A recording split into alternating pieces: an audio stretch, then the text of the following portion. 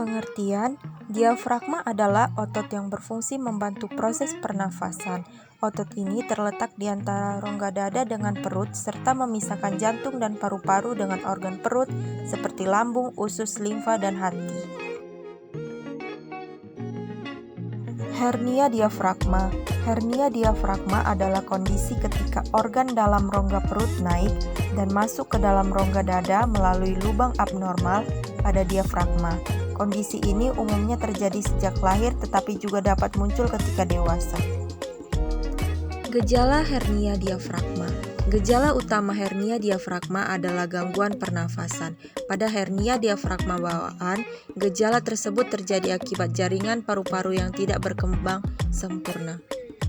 Sementara itu, gangguan pernafasan pada hernia diafragma yang didapat disebabkan oleh tidak berfungsinya otot diafragma dengan baik akibat tekanan.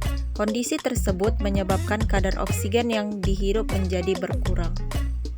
Kekurangan oksigen juga dapat memicu gejala lain seperti denyut jantung cepat, nafas cepat, warna kulit membiru.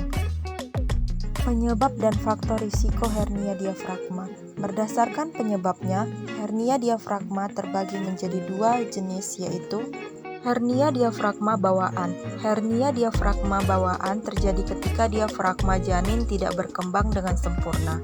Kondisi ini menyebabkan organ dalam perut bergerak naik ke rongga dada dan menempati ruang dalam paru-paru yang seharusnya berkembang. Hernia ini umumnya terjadi sejak lahir tetapi juga dapat muncul ketika dewasa akibat tidak terdeteksi sejak lahir.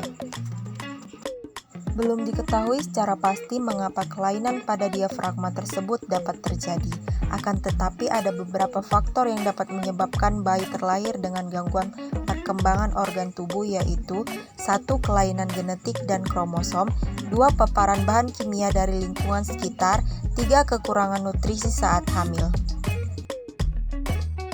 Hernia diafragma yang didapat. Hernia diafragma yang didapat terjadi pada orang dewasa. Hernia ini disebabkan oleh luka tusuk atau cedera akibat benda tumpul. Kondisi tersebut menyebabkan kerusakan pada diafragma dan organ dalam perut naik ke rongga dada.